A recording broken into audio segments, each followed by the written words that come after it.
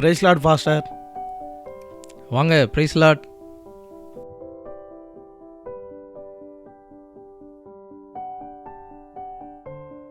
என்ன அப்பாவும் மௌனம் ஒன்றா வந்திருக்கீங்க, கையில் மஞ்சள் பை வேறு, ஏதாவது விசேஷமா? உங்களுக்கு தெரியாமல பாஸ்டர், அதை பற்றி தான் பேச வந்திருக்கோம். சந்தோஷம் சந்தோஷம். எங்கே தாத்தா நல்லா இருக்காரா? பார்க்கவே முடியறது இல்லை.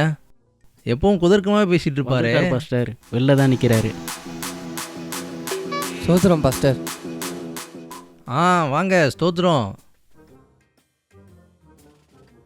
வாங்க தாத்தா, எல்லாரும் உட்காருங்க. சொல்லுங்கள், அப்புறம் என்ன விசேஷம்? பையனுக்கு கல்யாணம் பண்ணோம் பாஸ்டர். வயசு வேறு அவனுக்கு ஏறிட்டு போயிட்டுருக்கு. வர மே மாதத்துக்குள்ளே அவனுக்கு ஒரு கால் கட்டு போடணும். போட்டுருவோம். என்ன லூயிஸ் டிசீஸா? டிசீஸா இல்லை பாஸ்டர், டிசோஸா. ஏற்கனவே பொண்ணு தர மாட்டாங்க, இல்லை நீங்கள் டிசீஸ்ன்னு சொல்லிட்டு இருக்காங்க பாஸ்டர். பரப்பிடாதீங்க பாஸ்டர். பையன் பார்க்க வேற 2K கிட்ஸ் போல இருக்கான். என்ன லூயிஸ் டிசோஸா, கல்யாணத்துக்கு ரெடி ஆகிட்டியா? ஒரு ரியாக்ஷன் பார்க்கும்போதே தெரியுது எப்பயே ரெடி ஆகிட்டுன்னு சொல்லி. பொண்ணு பார்த்தாச்சா இல்லை நான் தான் பார்க்கணுமா? சொந்தத்திலே பொண்ணு இருக்குது பாஸ்டர். என்ன இப்போ தான் சர்ச்சுக்கு வர ஆரம்பிச்சிருக்காங்க. நீங்கள் தான் கல்யாணத்தை பண்ணி வைக்கணும். பண்ணிடுவோம். நம்ம தலைமை இப்போது திருமண பதிவாளராக தான் இருக்கார். அவர்கிட்ட சொல்லி சிறப்பாக செஞ்சிடலாம்.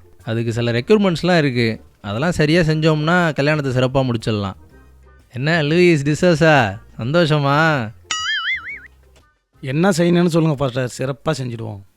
இப்போல்லாம் எல்லா விவரத்தையும் முன்னாடியே ஆன்லைனில் பதிவு பண்ணி வைக்கணும். அதுக்கு பையன் பொண்ணோட ஆதார் கார்டு ஜெராக்ஸு, ஃபோட்டோ, ஞானஸ்நான சர்டிஃபிகேட்டு இதெல்லாம் கொடுக்கணும். பாஸ்டர், பொண்ணு இன்னும் ஞானஸ்தானம் எடுக்கலை. நீங்கள் தான் ஞானஸ்தானம் கொடுக்கணும். இயேசுவை நம்புகிறாங்க, சர்ச்சுக்கு வராங்க. அப்புறம் என்ன, நல்ல பேராக ஒன்று சொல்லுங்கள், ஞானஸ்தானம் கொடுத்துருவோம். பொண்ணோட பேர் மல்லிகா பாஸ்டர். கண்டிப்பாக பேரை மாற்றணுமா? பின்ன இந்து பேரை வச்சு ஞானஸ்தானம் கொடுக்க முடியுமா? நல்ல ஒரு கிறிஸ்டியன் பேராக சொல்லுங்கள்.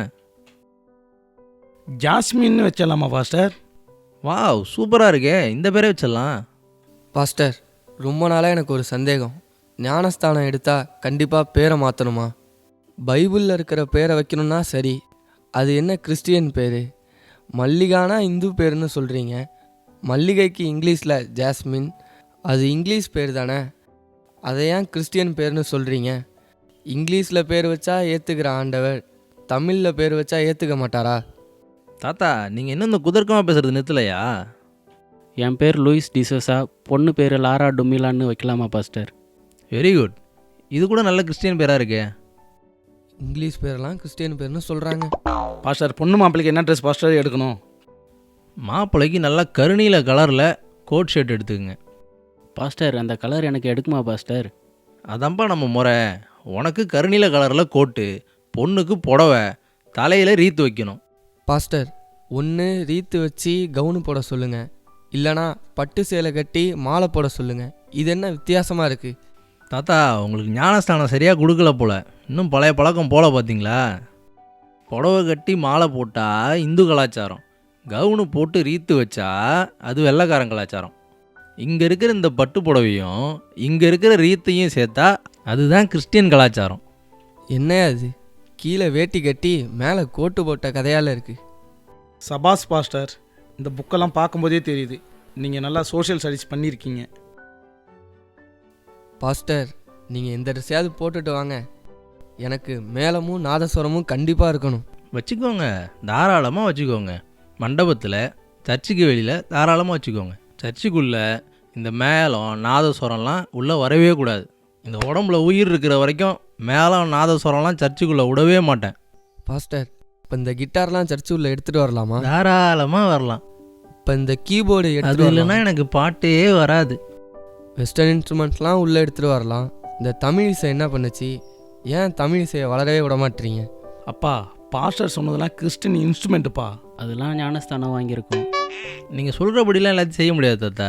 நம்ம கிறிஸ்டியன் கல்ச்சர் படி தான் எல்லாத்தையும் செய்யணும். அப்பா சும்மா இருங்கப்பா, உங்களுக்கு ஒன்றும் புரியாது. எதையாவது பண்ணுங்க.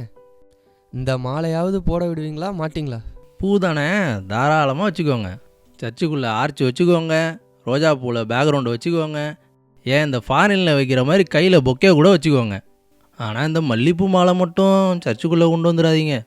மல்லிகைப்பூ மட்டும் ஏன் பாஸ்டர் வேணாங்கிறீங்க? மல்லிப்பூவா? அதெல்லாம் சர்ச்சுக்குள்ளே அதெல்லாம் பிசாசுக்குரியது. பாஸ்டர், எது கிறிஸ்டியன் பூ எது நான் கிறிஸ்டியன் பூன்னு ஒரு லிஸ்ட்டு கொடுத்தீங்கன்னா பார்த்து ஜாக்கிரதையாக செஞ்சு எடுத்துகிட்டு வரோம். பாஸ்டர் தலைமை போதகட்ட பேசி தேதி உறுதியாக சொல்லுங்கள் பாஸ்டர். என்ன டிசஸா நீ என்ன சொல்கிற? முடிஞ்ச வரைக்கும் கல்யாணத்தை கொஞ்சம் சீக்கிரமாக வைங்க பாஸ்டர்.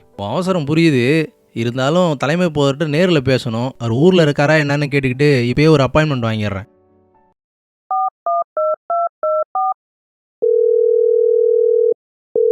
ஹலோ பாஸ்டர், எபி பேசுகிறேன் பாஸ்டர். Price Lord. எப்படி இருக்கீங்க? நல்லா இருக்கேன் பாஸ்டர், நீங்கள் நல்லா இருக்கீங்களா? நல்லா இருக்கேன்ப்பா. ஒன்றும் இல்லை பாஸ்டர், ஒரு மேரேஜ் விஷயமா உங்ககிட்ட நேரில் பேசணும். சரி, ஃப்ரீயாக இருந்தீங்கன்னா நாளைக்கு வரலாம்னு பார்க்குறேன் பாஸ்டர். வரலாமே. நாளைக்கு ஒரு 9 o'clock சர்ச் ஆஃபீஸ் வந்துடுங்க, நம்ம பார்ப்போம். சரிங்க பாஸ்டர், சரிங்க பாஸ்டர், தேங்க்யூ பாஸ்டர். நாளைக்கு நான் போய் தலைமை போதுட்டு நேரில் பேசிவிட்டு உங்களுக்கு ஒரு நல்ல டேட்டாக ஃபிக்ஸ் பண்ணிவிட்டு சொல்கிறேன். கல்யாணத்தை நல்லபடியாக முடிச்சு வச்சுருவோம். பார்த்து செஞ்சு வைங்க பாஸ்டர். கண்டிப்பாக கண்டிப்பாக. சரி, எல்லோரும் சந்தோஷமாக போயிட்டு வாங்க. கர்த்தரோட கிருபையால் எல்லாம் நல்லபடியாக நடக்கும். சரிங்க பாஸ்டர். சோதரம். Thank you pastor. டிசோஸா சந்தோஷமா? சந்தோஷம் பாஸ்டர்.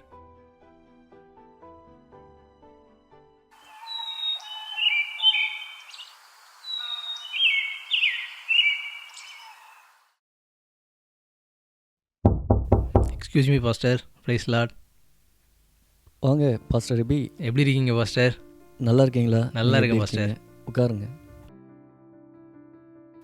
பாஸ்டர், ஒரு மேரேஜ் விஷயமா நேற்று உங்கள்கிட்ட பேசியிருந்தேன்ல பாஸ்டர். ஆமாம், நீங்கள் தான் ஃபஸ்ட்டு நடத்தி வைக்கணும் அந்த மேரேஜை. கண்டிப்பாக நடத்தி வச்சுருவோம். ஐயா, ஒரு சின்ன சந்தேகம். சொல்லுங்கள். அந்த கல்யாண வீட்டுக்காரங்க கல்யாணத்தை தமிழ் முறைப்படி பண்ணணும்னு சொல்கிறாங்க. இந்த மாலை போடணும், நாதஸ்வரம் வைக்கணும், மேளம் வாசிக்கணும், இப்படிலாம் சொல்கிறாங்க. அதை நம்ம சபைக்குள்ளே அனுமதிக்கலாம்களா ஐயா? இதில் என்ன பாஸ்டர் பிரச்சனை?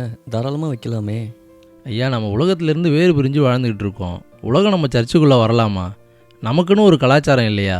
கிறிஸ்டியன் கல்ச்சர் படி தானே நம்ம எல்லாத்தையும் செய்யணும். கிறிஸ்டியன் கல்ச்சர்னு என்ன சொல்ல வரீங்க? இயேசு வாழ்ந்தது யூத கலாச்சாரம், பிரிட்டிஷ்காரன் கொண்டு வந்தது இங்கிலீஷ் கலாச்சாரம், நம்ம இருக்கிறது தமிழ் கலாச்சாரம். இதில் எந்த கலாச்சாரத்தை ஃபாலோ பண்ணணும்னு நீங்கள் சொல்கிறீங்க?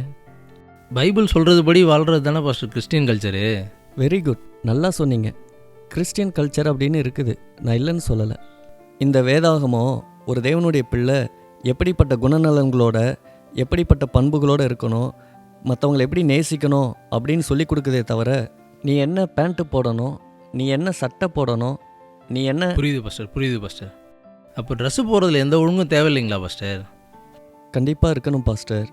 எந்த கலாச்சாரத்தை ஃபாலோ பண்ணாலும், எந்த ட்ரெஸ்ஸை போட்டாலும் மற்றவங்களுக்கு இடரல் இல்லாமல் கண்ணியமாக இருந்தால் சரிதான். வேதாகம முறைப்படி திருமணங்கிறது இருக்கான்னு கேட்டிங்கன்னா கண்டிப்பாக இருக்குது. 2 பேர் தேவனுடைய பிரசன்னத்தில் உடன்படிக்கை செய்கிறதும் போதகர்கள் மற்றும் பெற்றோரால் நடத்தி வைக்கப்படுகிற திருமணம் தான் கிறிஸ்தவ திருமணம். இதில் கோட்டு தான் போடணும், கவுன் தான் போடணும்னு எந்த சட்டமும் இல்லையே. அப்படின்னா எல்லாரும் தமிழ் முறைப்படி தான் கல்யாணம் பண்ணணும்னு சொல்கிறீங்களா ஐயா? நான் அப்படி சொல்லலையே. எந்த கல்ச்சர் ஃபாலோ பண்ணணும், எந்த ட்ரெஸ்ஸு போடணும், வேட்டியா சட்டையா கோட் ஷூட்டா அப்படிங்கிறது அவங்கவுங்க விருப்பம். மொழிகளை உண்டாக்கினவர் ஆண்டவர், கலாச்சாரத்தை உண்டாக்கினவர் ஆண்டவர்.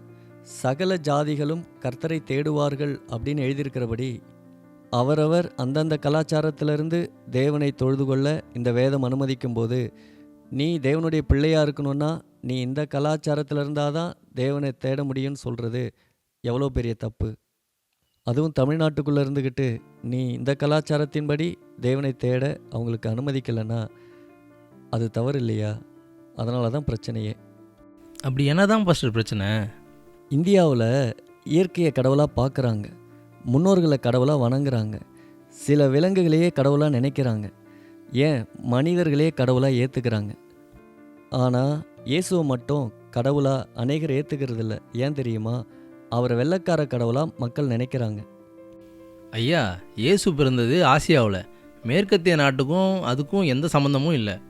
அவர் இங்கிலீஷ் பேசினதும் இல்லை, அவர் கோட்டு சூட்டு போட்டதும் இல்லை. அப்புறம் ஏங்க ஐயா வெள்ளைக்கார கடவுள் சொல்கிறாங்க? அந்த பெருமை நம்மளை தான் சேரும். கிறிஸ்டியன் கல்ச்சர்னு வெள்ளைக்காரன் கல்ச்சர் நம்ம ஃபாலோ பண்ணுறோம் இல்லையா? அதான் நீ எப்படி சர்ச்சை ஓப்பன் பண்ண? ரிப்பன் வெட்டி தான்.